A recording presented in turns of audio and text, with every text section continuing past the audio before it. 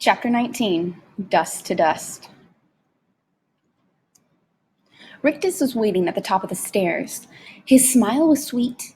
His words were not. "You're a murderer now, my little man," he said. "Do you like the feel of Mars' blood on your hands?" "He didn't kill her," Mrs. Griffin said. "She was never alive. None of you are." "What are we then?" said Rictus. "Illusions," Harvey said, ushering Mrs. Griffin and her cat past Rictus to the front door. "It's all illusions." Rictus followed them, giggling insanely. "What's so funny?" Harvey said, opening the door to let Mrs. Griffin out into the sun. "You are," Rictus replied. "You think you know everything, but you don't know Mr. Hood." "I will in a little while," said Harvey. "Go and get warm," he told Mrs. Griffin. "I'll be back." "Be careful, child," she said. "I will," he told her, then closed the door. "You're a strange one," Rictus said, his smile failing a little. His face, when his teeth no longer dazzled, was like a mask made of dough.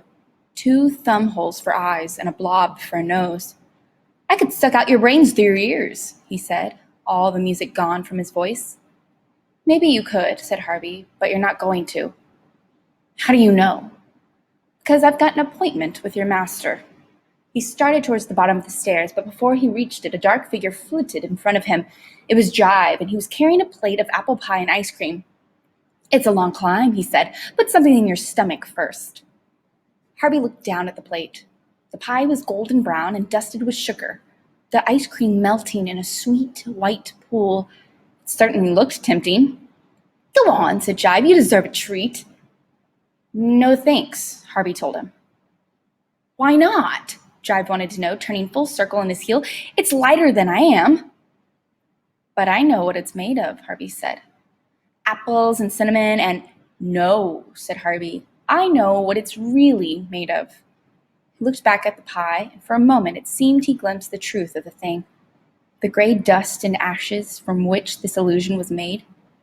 "You think it's poisoned," Jive said. "Is that it?" "Maybe," Harvey replied, still staring at the pie. "Well, it's not," Jive said, "and I'll prove it." Harvey heard Rictus make a warning sound behind him, but Jive didn't catch it. He plunged his fingers into the pie and ice cream and delivered them to his mouth in one swift motion. As he closed his mouth, Rictus said, "Don't swallow it!"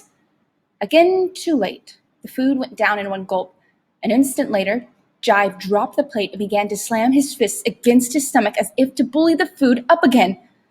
But instead of half-chewed pie, a cloud of dust issued from between his teeth. Then another. Then another.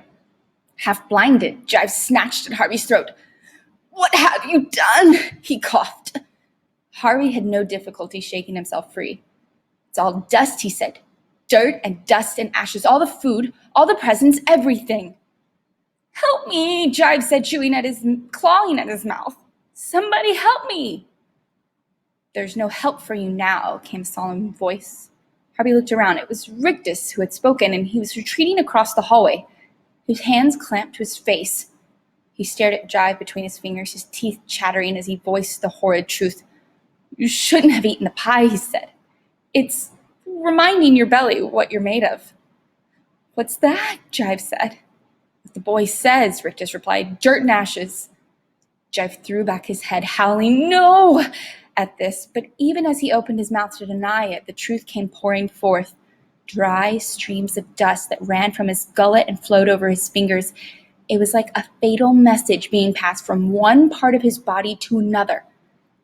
Touched by the dust, his fingers began to crumble in their turn, and as they dropped, spread the same whisper of decay to his thighs and knees and feet.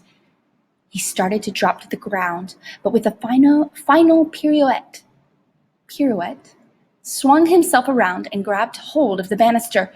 "Save me!" he yelled up the stairs. "Mr. Hood, can you hear me? Please, please save me." His legs crumbled beneath him now, but he refused to give up. He started to haul himself up the stairs, still yelling for Mr. Hood to heal him. There was no reply from the heights of the house, however, nor any sound now from Rictus. There was only Jive's pleas and wheezings and the hiss of dust as it ran down the stairs from the emptying sack of his body. "What's going on?" Wendell said, appearing from the kitchen with ketchup smeared around his mouth. He stared at the cloud of dust that hung around the stairs. Unable to see the creature at its heart, Harvey was closer to the cloud, however, and so was witness to Jive's last terrible moments. The dying creature reached up the stairs with an almost fingerless hand, still hoping, even as its life drifted away, that its creator would come to save it. Then it sank down upon the stairs, and its last pitiful fragments crumbled. "Somebody been beating the carpets?" Wendell said as Jive's dust settled. "Two down," Harvey murmured to himself. "What did you say?" Wendell wanted to know. Before he replied, Harvey glanced around the hallway looking for Rictus, but Hood's third servant had disappeared. "It doesn't matter," Harvey said. "Have you finished eating?" "Yeah." "Was the food good?" Wendell grinned. "Yeah." Harvey shook his head. "What does that mean?" Wendell wanted to know. Harvey was on the verge of saying, "It means you can't help me. It means I have to go up and face Mr. Hood on my own." But what was the use? The house had claimed Wendell entirely. He'd be more of a hindrance than a help in the battle ahead. So instead, he said, "Mrs. Griffin's outside." "So we found her?" "We found her." "I'll go and say hello," Wendell said with a cheery smile. "Good idea." Wendell had his hand on the door when he turned and said, "Where will you be?" But Harvey didn't answer. He'd already climbed past the heap of dust that marked Jive's demise and was nearing the top of the first flight, on his way to meet the power that lay waiting in the darkness of the attic.